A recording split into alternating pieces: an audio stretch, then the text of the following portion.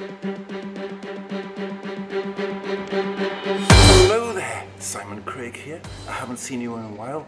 I'm on the fly floor of the Tyne Theatre at the moment. Some of you may have seen my belt of chaos. So I'm going to run over to the Blue Oblong studio to show you how I put it together. In the meanwhile, I'll show you a video of my chaos victory run.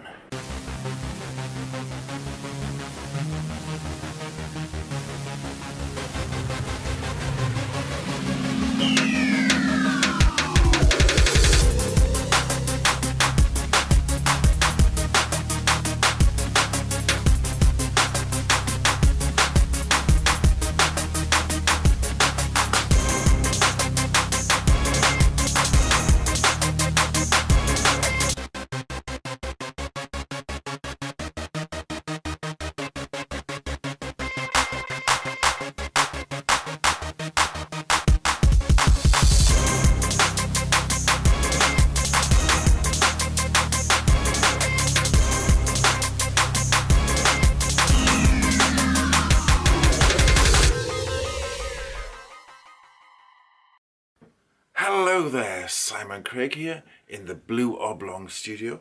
I was looking for some inspiration for some armour to build and I came across this Chaos Warrior guy. This is a painting by Nick Deligaris.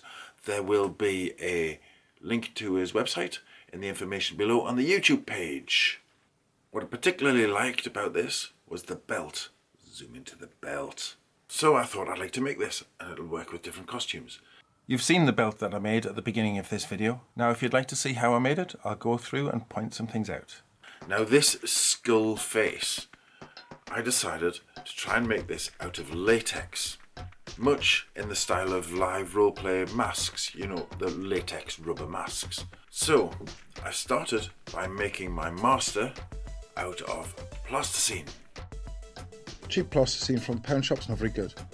This works out cheaper and it's from the local art supply shop.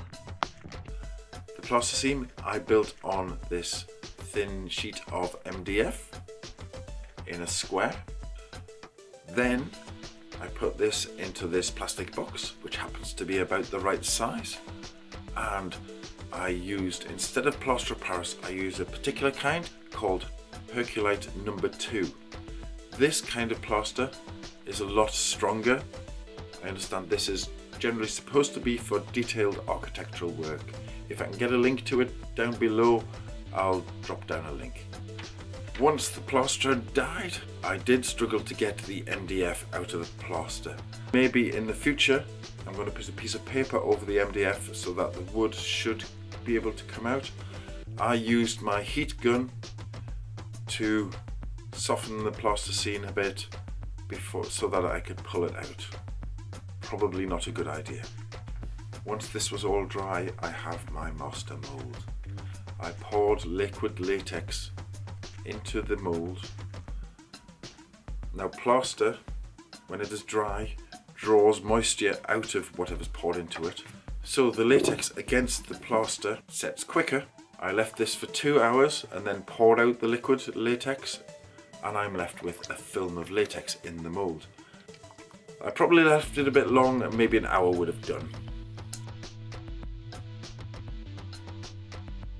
I then left this latex overnight, and the next day I pulled it out.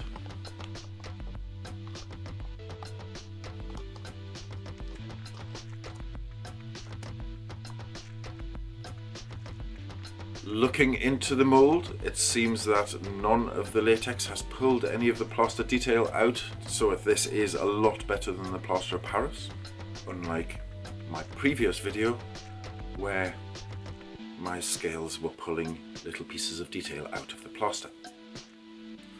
I now have my mould and I can make several of these, not just for the belt, I can continue the theme on all sorts of things.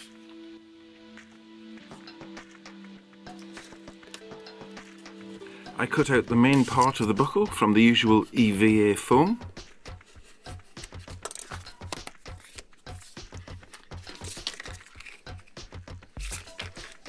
I trimmed the edges of the rubber face so that it would stick on more tightly.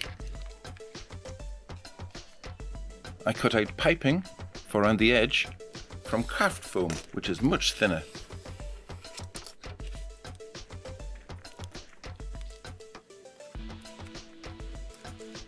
I used contact adhesive as the glue for this whole build.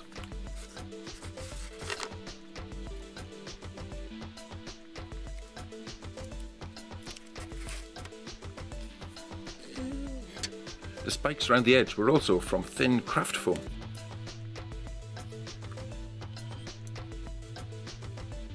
Here I cut the main belt.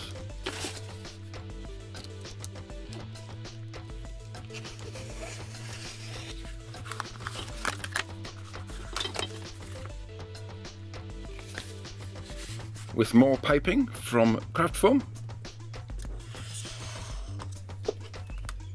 The heat gun will let me bend the belt into shape.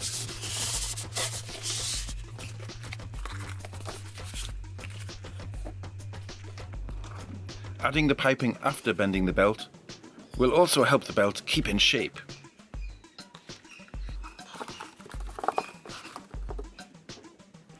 To give the belt some strength, I've made this out of 50mm or 2-inch webbing. So this will be the actual belt underneath. Then,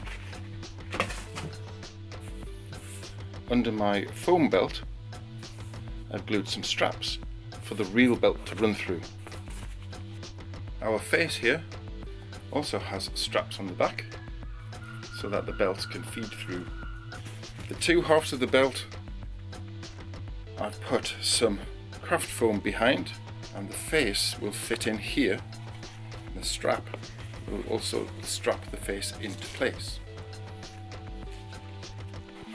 I attach the bottom flap with glued on strap, then to paint it.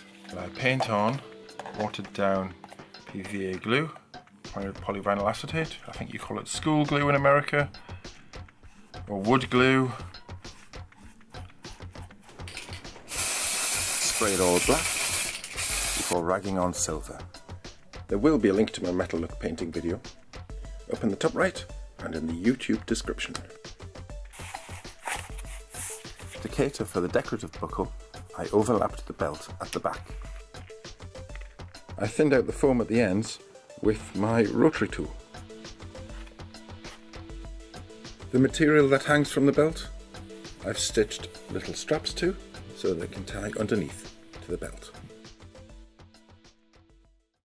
So that was a quick look in something I've been doing in my blue Oblong studio. Thank you very much. It would be great if you liked and shared my video and subscribed to my channel. That would be awesome.